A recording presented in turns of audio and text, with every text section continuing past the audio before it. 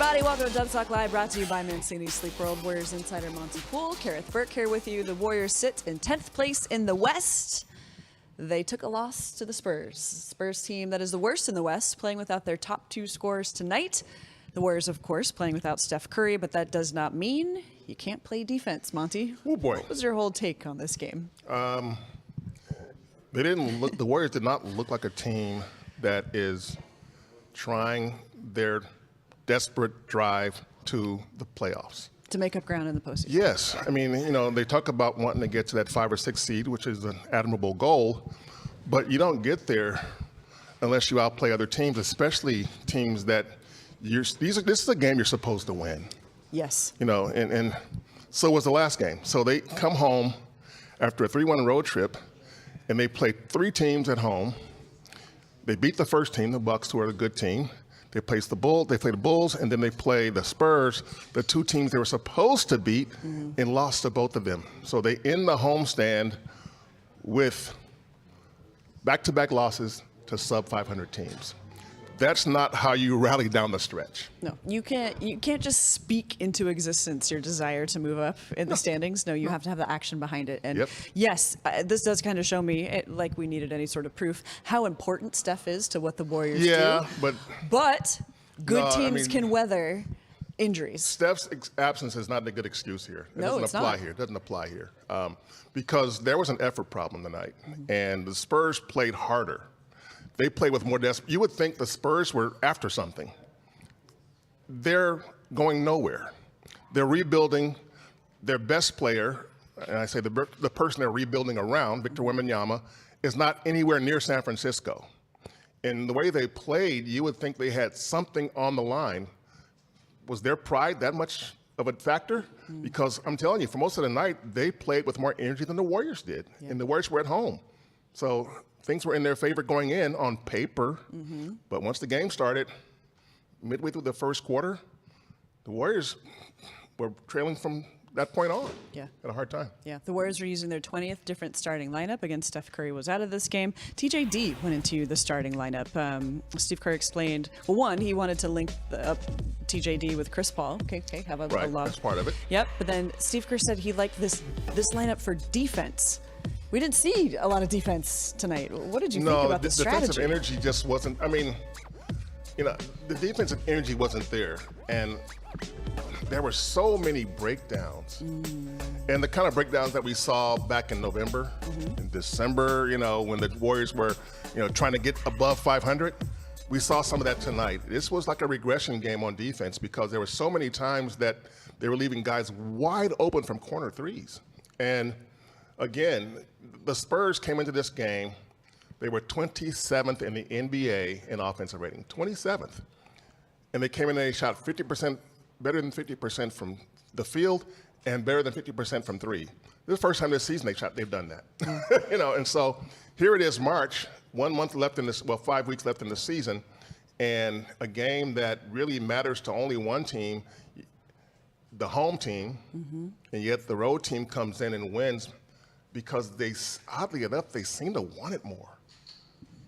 They played like they wanted it more. And so we know the Warriors are, quote unquote, the better team, but tonight, at a time when you think that this would be really something they would have to go after to have a successful homestand, didn't happen. We're waiting to hear from Klay Thompson at the podium. Quickly, though, so the Warriors are in a situation where they have 2 rookies in the starting lineup. Interesting, okay.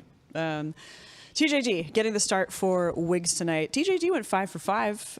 Not great from the stripe. Contributed 6 rebounds here. What did you think about this moment for him? He hasn't started a lot of games, but he seems to come in with the right mentality. Yeah, I understand the move. Give the Warriors a bit of a presence at the rim, which he does. And I don't think he was, quote unquote, the problem.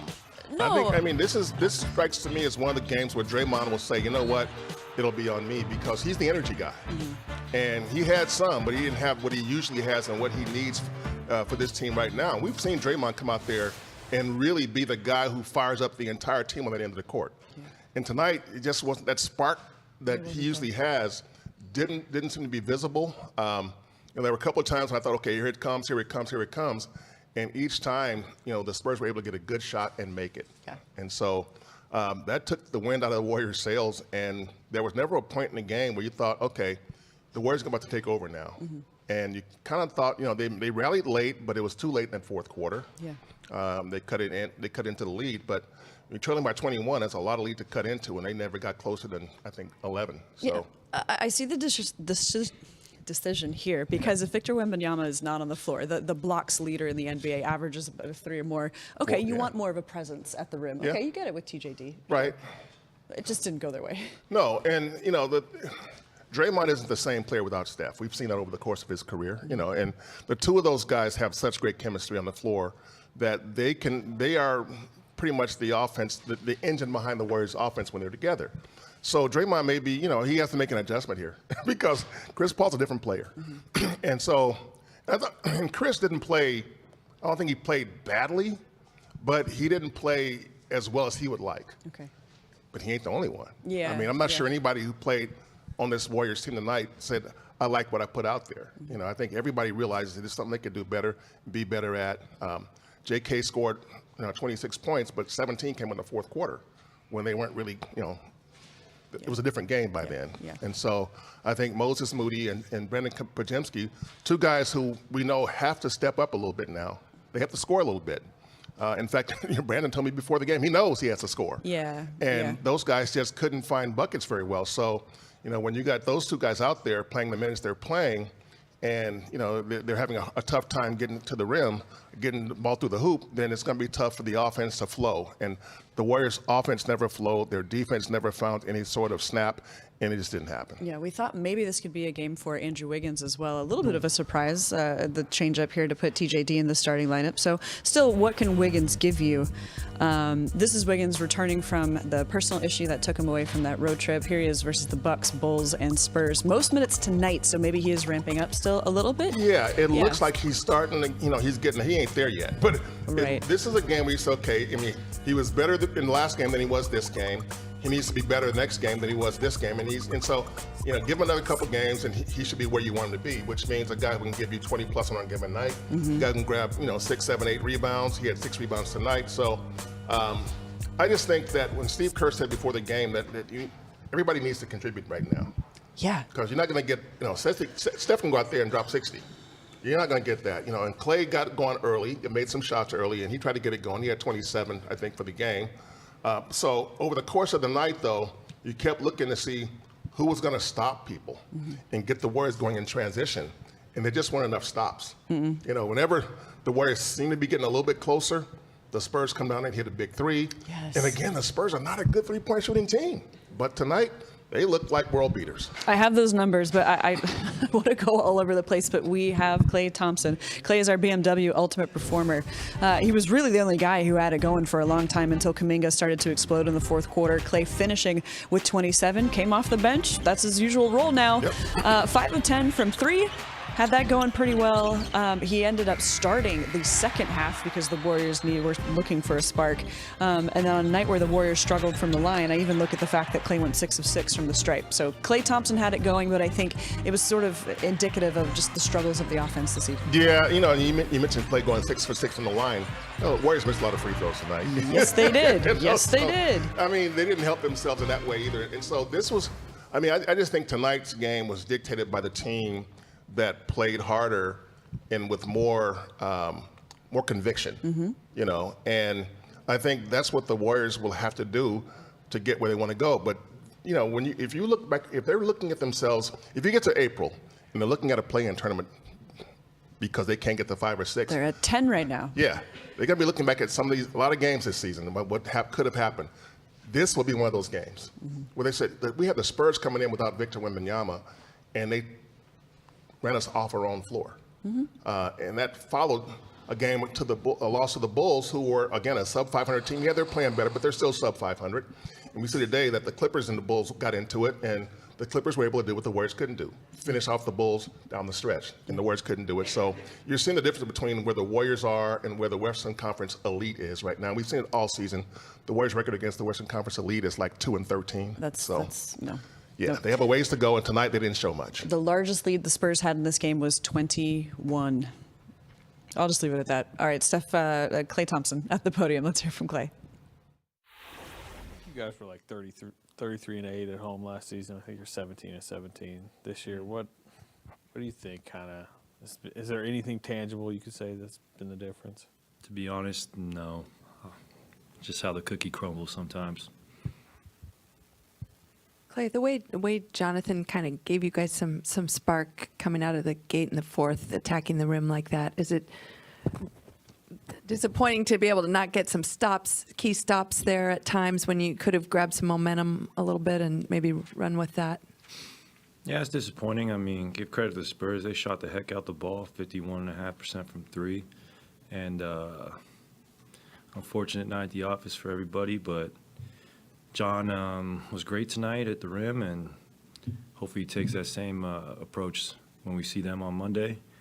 And just a bad loss, though. I mean, just not good, but we'll flush it and bounce back Monday. Klay, how does it change sort of the geometry on the court without Steph and the spacing, and how much do you take it on yourself to kind of create that space and make, and sort of replace some of the threes that he makes usually? Well, Steph makes our life easier. Everybody out there's life's easier because he demands so much attention. And for myself, when I'm out there, I don't try to put more pressure on myself, just rather be myself and shoot open shots and create shots as well as make the basketball play. I mean, tonight was unfortunate. I got myself in foul trouble and had 3 turnovers. That's inexcusable, and I'll be better Monday.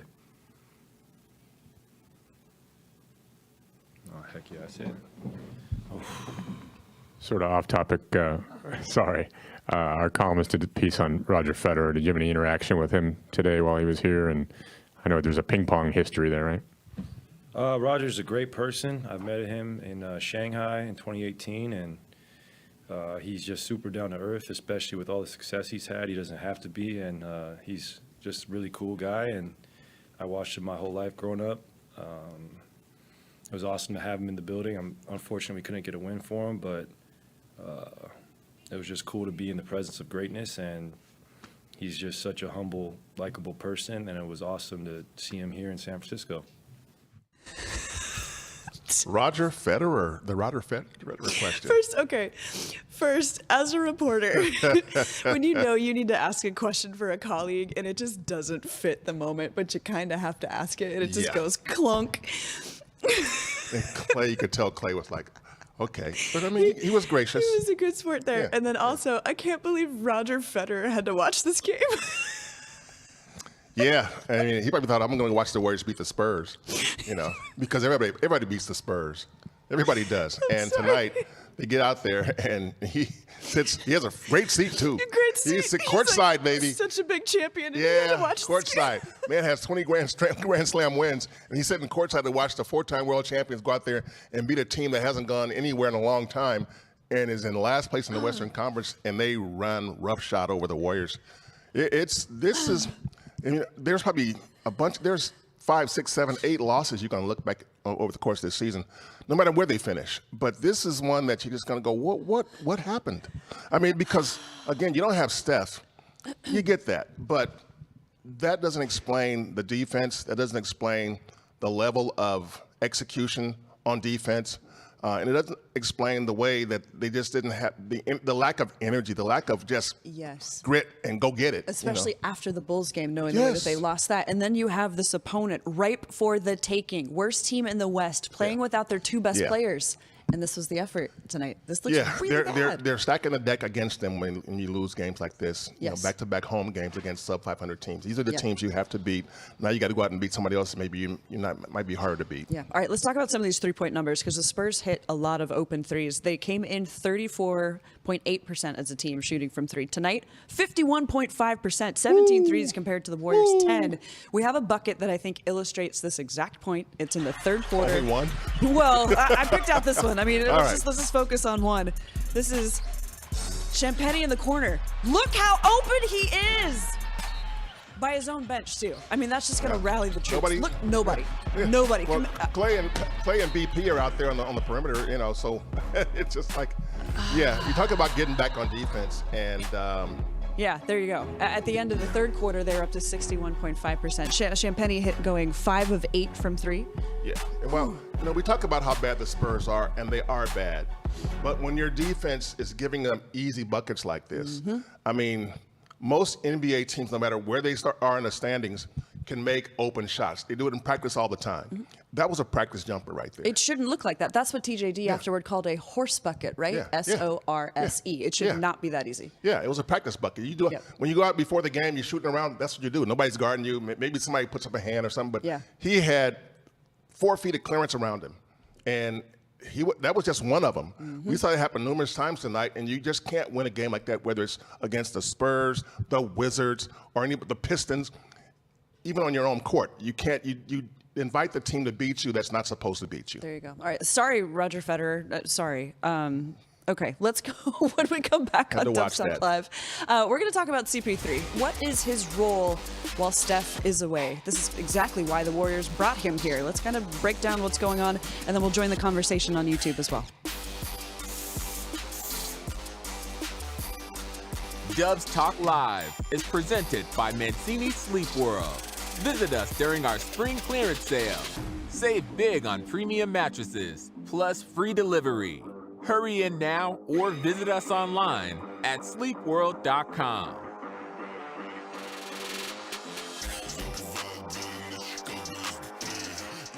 Hey everybody, we're back on YouTube. Wow, did I get a case of the giggles right there. I'm just thinking Roger Federer has to watch this. Roger came 5,000 miles to watch. No, I'm not even going to go there. Front row seat. He has his own reasons for being here too. Front row seat for that. Yeah. You know what? I was thinking about this. When you see the Spurs come into Chase Center, and you're like, oh wow, they have this amazing rookie. Okay, unfortunately, he's out. Yeah.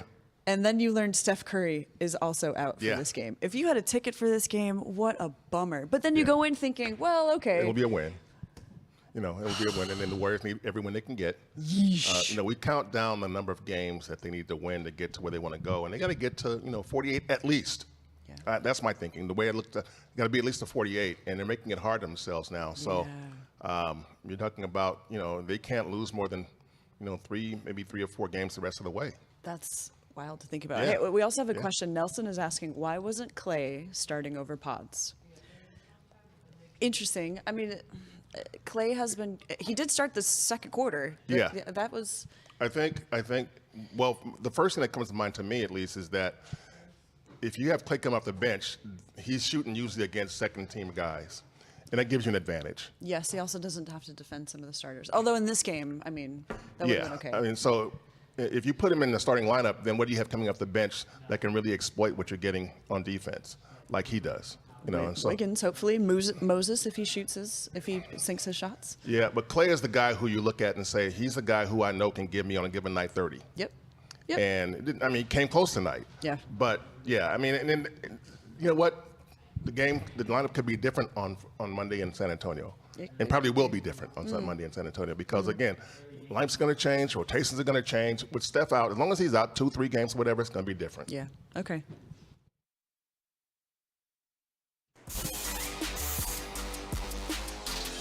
Welcome back to Dub Talk Live, brought to you by Mancini Sleep World. Jonathan Kuminga coming through in that fourth quarter, exploding in the fourth quarter with 19 points. So we were wondering coming into this game, how would the spacing without Steph, a shrunken court, how would that impact JK? Yeah. Well, he had that burst in the fourth quarter. I wonder if the spacing was troublesome a little earlier, but what did you think of JK's game? I thought earlier he was he didn't have any rhythm early. And that's why he didn't get much scoring on. In the fourth quarter, he played with a lot of conviction. He went after it in the fourth quarter. He knew that the game was getting away from the Warriors, and so what do? Let's try and make something happen late to see if we can get back in the game. Now, I didn't see that guy in the first 3 quarters, though. And so, again, it's not just him, but in those first 3 quarters, he just didn't seem to have any real disposition for going after what needed to happen. With Steph out, my thinking is that everyone needs to realize, okay, I got to be better. I got to play with more force. I got to play with more energy. We're missing our main guy. How do we make up for that? Well, you didn't really see that for most of the game. And I know it's an adjustment. You don't snap your fingers and go, okay, now we're ready to play without Steph. But the one thing you have to bring every night, no matter who you're playing, is energy. And J.K. really brought it in the fourth quarter, but I didn't see much of it at that level through the first 3 quarters. Well, in some ways, sometimes hasn't he been discouraged, maybe in earlier years, from going one-on-one, from playing Yes. and But he's doing more of that now, and it's okay. yes, it is. Yes, but I guess if the whole team needs to get going, do you think he would have been discouraged from being like me? He did have that amazing explosion. He's capable of that stuff. But I do kind of understand why it came in the fourth quarter. Well, yeah. I mean, he played better, but also the Spurs probably, they weren't. They didn't play the fourth quarter like they played the first 3. Okay. They had a lead. They had enough of a lead. Yeah, actually. they had a lead, and defensively they probably weren't quite as attentive as they were before. So it made it a little bit easier. But again, he played with the kind of attitude you need to play from the beginning. And he mentioned that after the game, saying, we got to lock in from the beginning. Yeah, I really liked JK's explosion right there. He's capable of taking over a game. That's very encouraging when you need a moment like that, because can do it. The Spurs kept stomping on any kind of spark the Warriors had. Okay, they would always have a bucket to answer, or Pop would call those timeouts. He kills all momentum with those timeouts, or the Warriors would foul. They would interrupt their own flow in this game. Yeah. And there you go. All right, CP3 starting for Steph Curry. We want to talk about his role in Steph's absence. By the way, $30 million, 19th season. So you're getting a veteran presence who started his whole career before he came here to Golden State. 9 assists. That's kind of what we would expect. Gather the guys, play a nice, tight game, get some players going.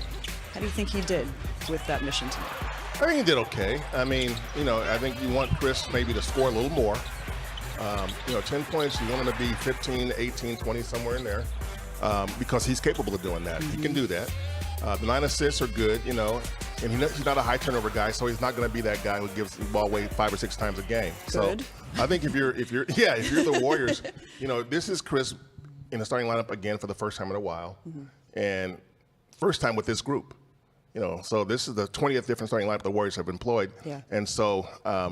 I wouldn't expect him to go out there tonight and score 25 and get 15 assists and 0 turnovers, but I thought it's a good start, and he needs to kind of ramp it up again for the next game, but so does everybody else. There you go. Chris is steady. I like that about Chris. And Yeah. he's doing all this coming back from his hand injury. So, okay, when we come back, we've talked about the fact that the Warriors are 10th in the West. We need to take a look at the schedule coming up. Where could they make up some ground? Who's coming up next? We'll round out with the Steph update.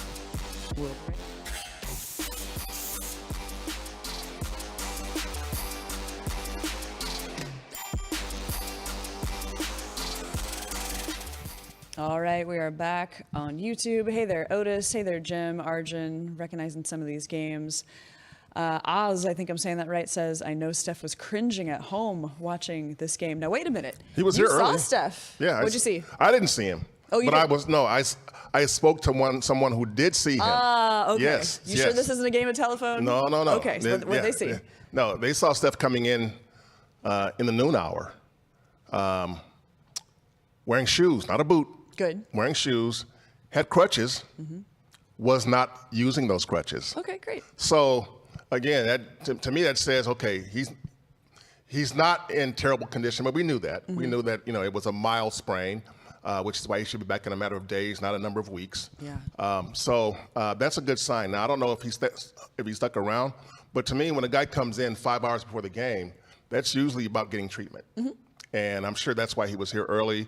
If you're Steph, you probably want to go home before this game starts, because maybe go home at halftime if you don't go home before then. Yeah, so this was tough to watch. Yeah, he wanted to meet with Dr. Rick Celebrini. They were saying the first 48 hours of this kind of injury can tell you a lot. We'll talk a little bit more about that on the show as well. And Otis, you're welcome.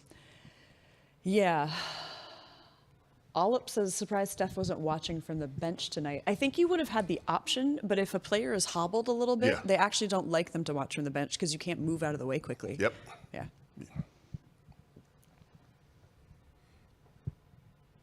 All righty. It's one thing if you got a hand issue or something like that. Like Chris Paul had a hand issue, and that's Yeah, different. but, It wasn't about him. He can move. His Yeah. legs were fine. But Steph's case, you don't want to deal with that.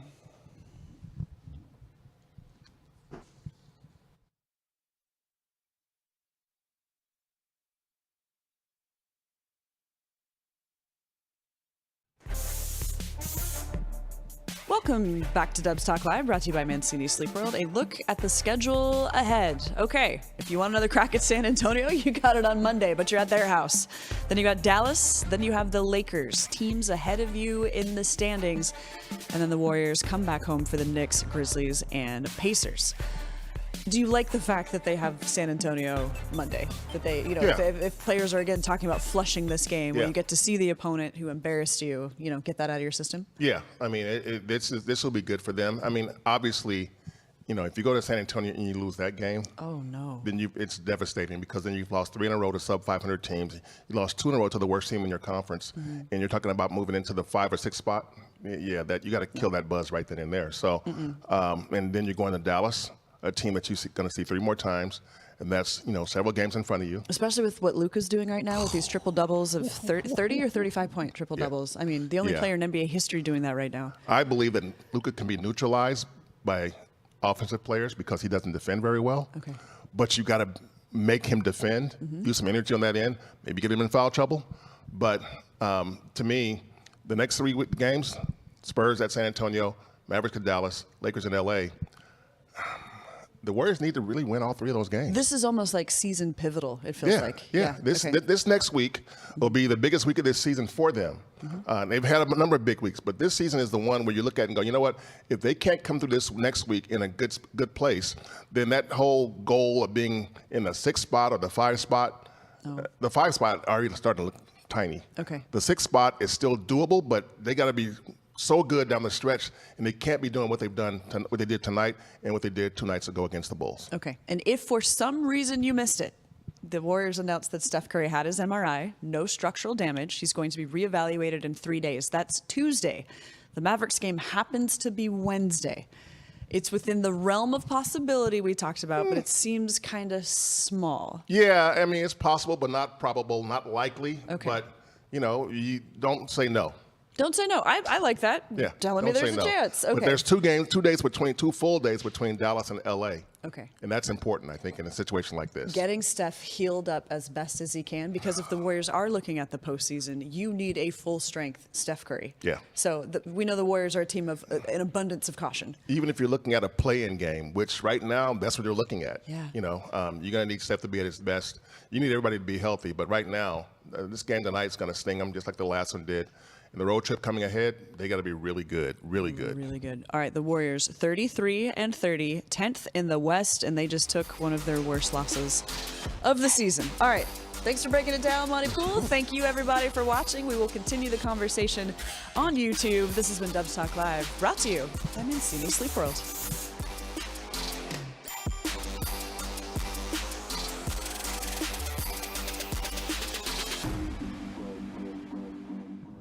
That's right, Karmar saying it is tough dropping 2 against an eliminated team. And then Key says we need GP2 back as well. Yeah, that was interesting for the defense. He was questionable and then ruled out there. So general illness. Yeah, as far as like injury. point of attack defense, that's a place where the Warriors have struggled. All season long, especially when he's not around. So that's a big issue. But I just think, Podziemski was so good for so long, and he's kind of regressed a little bit. And if he could get a few buckets, it makes a difference for this team. It's almost like at this point, like it's a bonus if he scores. And you don't want that to be the case from a guy who is, can be a pretty good shooter. So that will help them. But I think nothing will help them more than the effort that they play with and the attitude they bring to the court. Okay. And tonight, it just wasn't there. I mean, in the 4th quarter, you saw Kuminga playing like it meant something to him. The first half of the game, when they were down, 20-21 at the half, or 19-20, whatever it was. I think it was 19 They at were the down half. big at the half. Yeah. And it looked like the Spurs were the team that came in here to do something. And the Warriors were the team that came in to the arena and let them do it to them. It's like, wait a minute, which team is supposed to be the dominant team here? And we saw which one it was. It's the one that won the game tonight. And Monday night, the Warriors have to flip that script.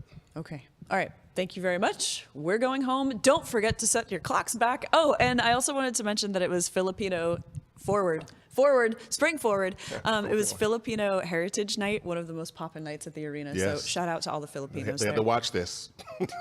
Sorry, Roger Federer and the Filipinos. All right. And the rest